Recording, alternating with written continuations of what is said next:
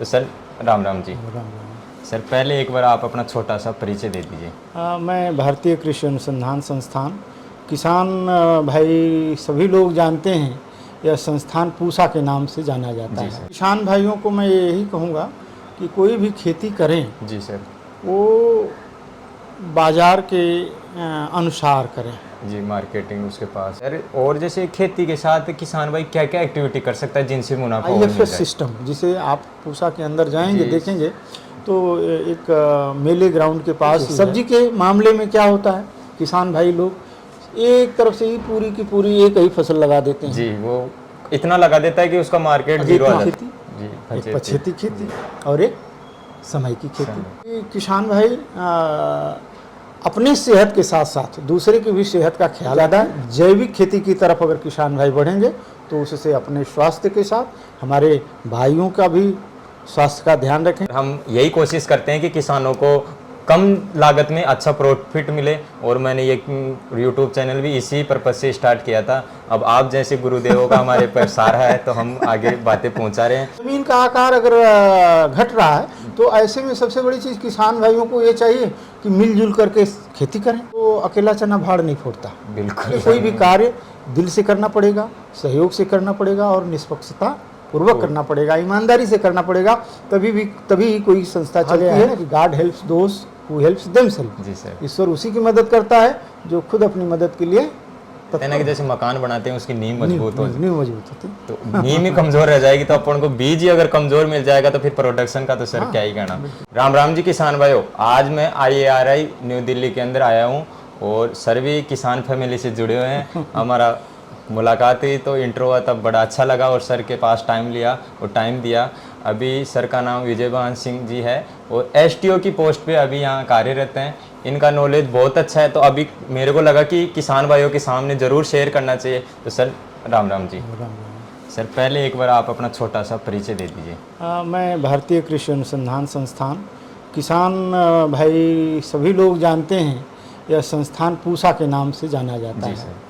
यह संस्थान विभिन्न फसलों के ऊपर किस्मों को नई किस्मों को निकालने के लिए शोध करता है। जी सर। ये शोध के बाद किसानों के पास बीज पहुंचाया जाता है। उसमें से किसान लोग जो अच्छे बीज होते हैं उनको अपने खेतों पर हम लोग प्रदर्शन के माध्यम से उनको बीज देते हैं। जी सर। वहाँ प्रदर्शन लगवाते हैं। एक तो उनका खेत होता है जी सर। और एक तरफ हम अपना देते हैं। जी। उसमें हमारा जो किस्म है जी। उसके उत्पादन क्षमता और उसकी उत्पादन क्षमता दोनों का अंतर वो लोग देखते हैं और समझ में आता है कि ये अच्छा है। तो धीरे धीरे वो किसान को देखते हुए वो लोग फैलता जाता है। तो बहुत समय पहले से सीरियल क्रॉप्स, वेजिटेबल क्रॉप्स, सब्जी का और खाद्यान्न में बहुत सी फसलें हैं, सभी पर शोध होता है। इसके लिए हर संभाग बने हुए हैं, सब पर काम होता है। हमारे यहाँ एक संरक्षित खेती के नाम से एक विभाग है जिसमें बहुत से सब्जियों को संरक्षित अवस्था में पैदा किया जाता है।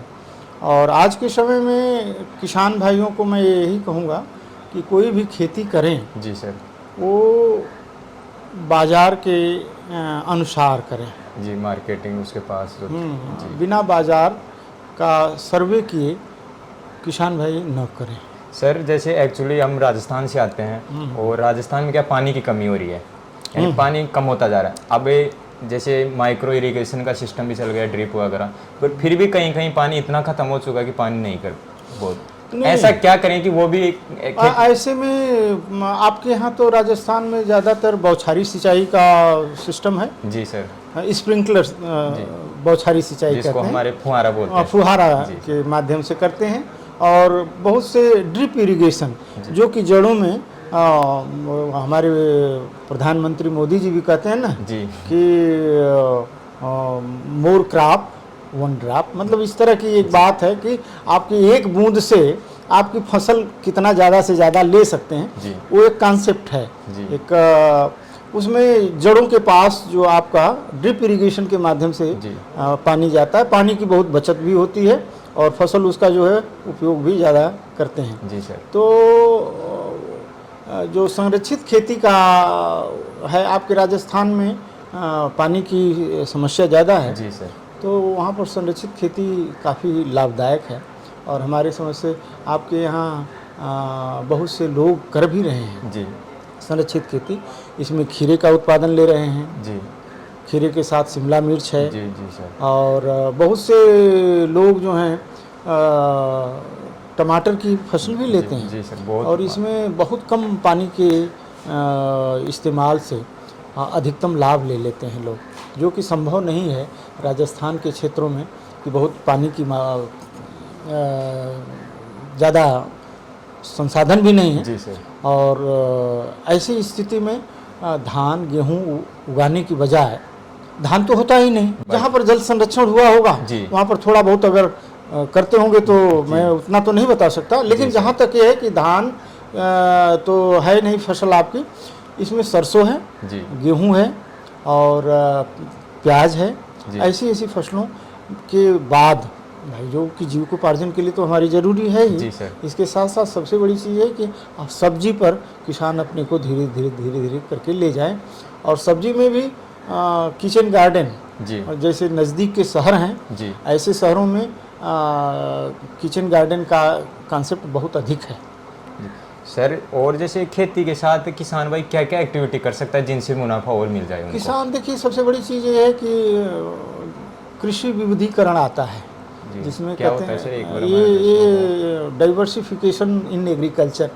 इसमें बहुत से, जैसे एक मॉडल है जी, IFS सिस्टम, जिसे आप पूसा के अंदर जाएंगे देखेंगे तो एक मेले ग्राउंड के पास ही है, इंटीग्रेटेड फार्मिंग सिस्टम। मैं आपकी बात काटना चाहूँगा। मैं दर्शकों को एक छोटा शॉर्ट डाल चुका, जो IPS मॉडल है ना, IFS, उसका मैंने एक शॉर्ट वीडियो भी डाला है, वो भी देख सकते हैं। तो सर वो किस पे काम करता है, एक बार उसके बारे में बताइए। फार्मिंग सिस्टम का मतलब ये है कि उसमें तौर तरीके बताए गए हैं कि आप एक छोटे से क्षेत्रफल पर कैसे खेती करें जी। उसमें एक छोटा सा पॉन्ड होगा जिसमें कि मछली पालन भी कर सकते हैं, एक छोटा सा क्षेत्र है जिसमें कि सब्जी का भी खेती कर सकते हैं, एक छोटा सा डेयरी का है जी, वो डेयरी भी आप कर सकते हैं। तो इसमें आप बत्तख पालन भी है पानी के अंदर, मछली पालन है, मुर्गी पालन भी है जी सर। तो इस तरह से सभी का समन्वय, और खेत का जो बाड़ है उसके किनारे किनारे जो है आप बेलदार फसलों की भी खेती कर सकते हैं। तो इस तरह से ऐसी खेती करने से आपको कई का समन्वय हो जाता है जी, और आपकी फसलों में भी विविधीकरण का हिसाब बनता है और उससे सबके आय अलग अलग आते हैं जी सर। आप एक गणना कर सकते हैं, आप एक गणित लगा सकते हैं कि मेरा सबसे ज़्यादा आय किस में हुआ। अब आगे जाने के लिए उसको विस्तृत खेती के रूप में लेके जाएंगे तो आप जो आपका खेती का हिस्सा जी ज़्यादा आपको मुनाफा दे रहा है तो आप उसको विस्तार के रूप में कर सकते हैं। अच्छा देखिए, सब्जी के मामले में क्या होता है, किसान भाई लोग एक तरफ से ही पूरी की पूरी एक ही फसल लगा देते हैं जी, वो इतना लगा देता है कि उसका मार्केट जीरो आ जाता है सर। मार्केट जीरो जिस समय आ जाएगा तब तो उसको बहुत बड़ा नुकसान हो जाएगा सर। अभी मैं आपकी बात काटना चाहूँगा, मैंने 2023 के अंदर 2 बीघा टमाटर लगाया था खुद ने मैंने, उसमें ड्रिप मेरे पास पहले से थी, मैंने 50,000 का इन्वेस्टमेंट हो गया था उसमें। और जब उसकी तुड़ाई आई ना तो बात ये आई कि 2 रुपए केजी टमाटर थे। नहीं तो ऐसी जब समस्या आती है तो आप अपने खेत को कई हिस्से में बांट दीजिए, एक अंतराल के आधार पर खेती करें जी।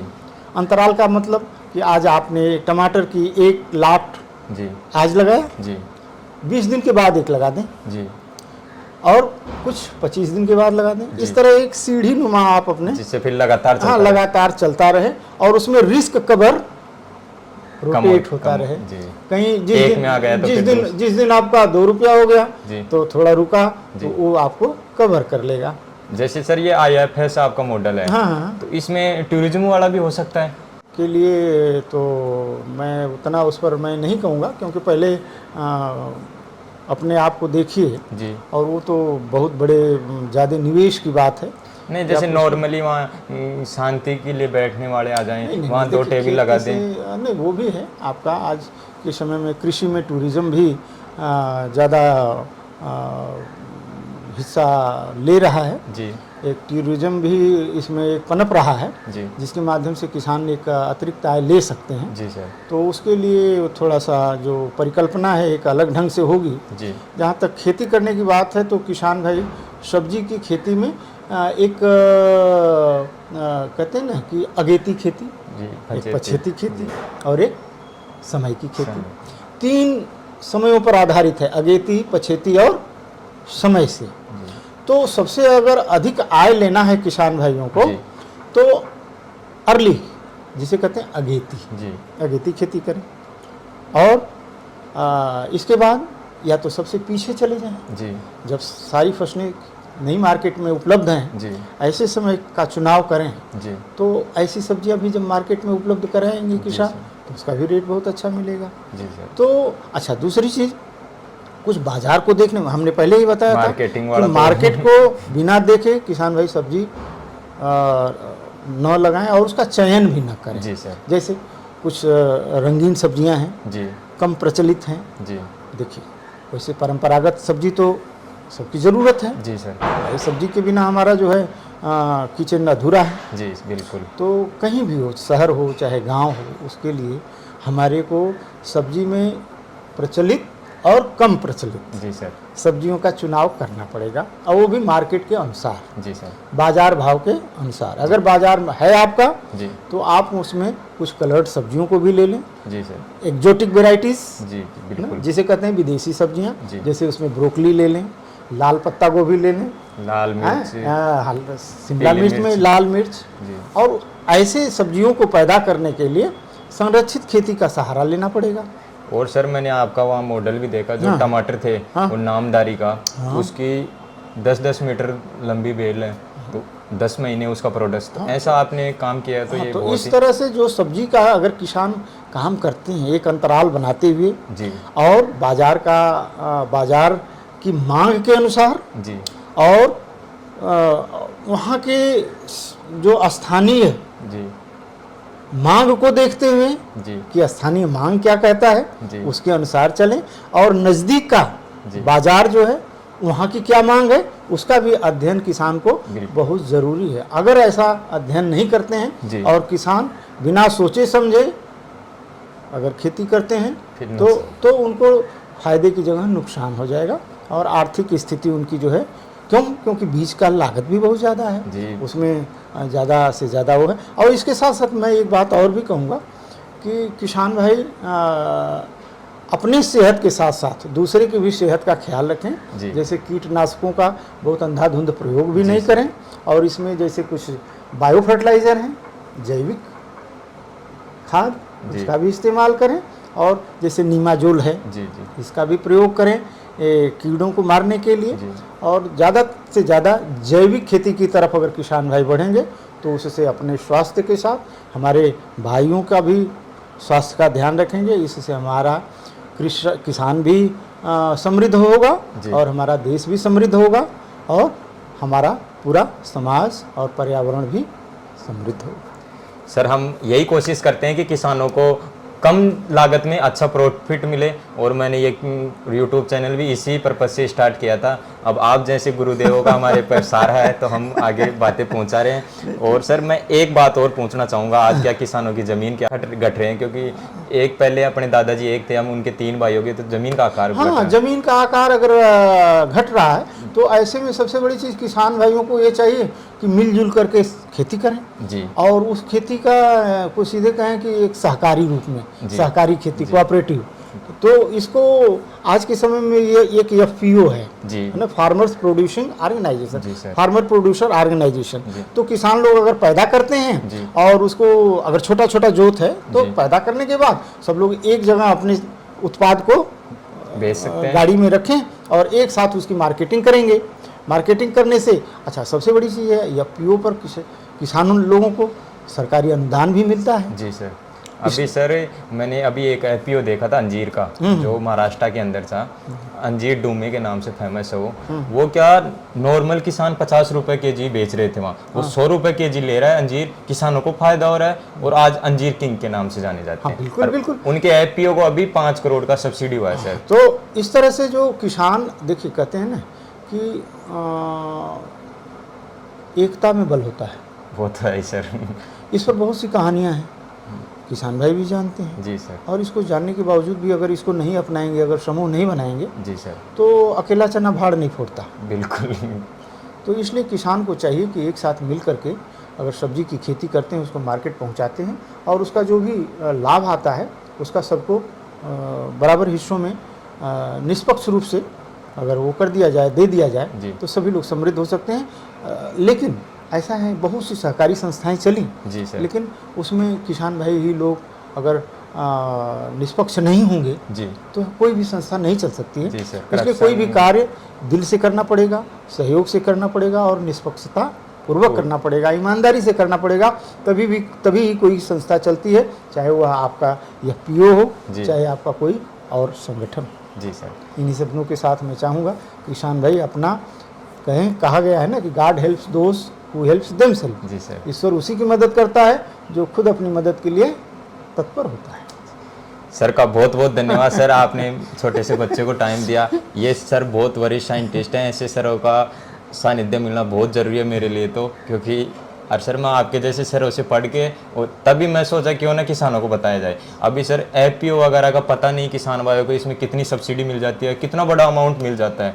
और सर की मेन बात आज पता चली कि किसान भाई फसल वगैरह बो देता है पर उनको मार्केट का ही पता नहीं होता, जब वो लगती है तब मार्केट का पता करते हैं। मार्केट का अध्ययन करना जरूरी है। किसान भाई सिर्फ फसल पैदा करने तक अपने को ही सीमित न रखें, और इसके साथ साथ फसलों का चयन, नए अच्छी गुणवत्ता वाले बीजों का चयन, और उसके लिए जो प्रमाणित संस्थाएं हैं हमारी सरकार की संस्थाएं हैं, अच्छी गुणवत्ता के बीज ही हमारी नींव है। फसल की नींव सबसे पहले हमारे स्वस्थ बीज, गुणवत्तापूर्ण बीज। देखिए अनाज और बीज में अंतर ये होता है कि अनाज आप खाने के काम में लाते हैं और बीज जो है एक स्वस्थ अपने जैसे ही नए को जन्म देता है। जी सर। तो ये खाने और इसमें बुआई करने वाले में अंतर होता है। इसलिए जब भी आप बीज खरीदें किसान भाई, वो अच्छी संस्था से खरीदें और बढ़िया बीज खरीदें।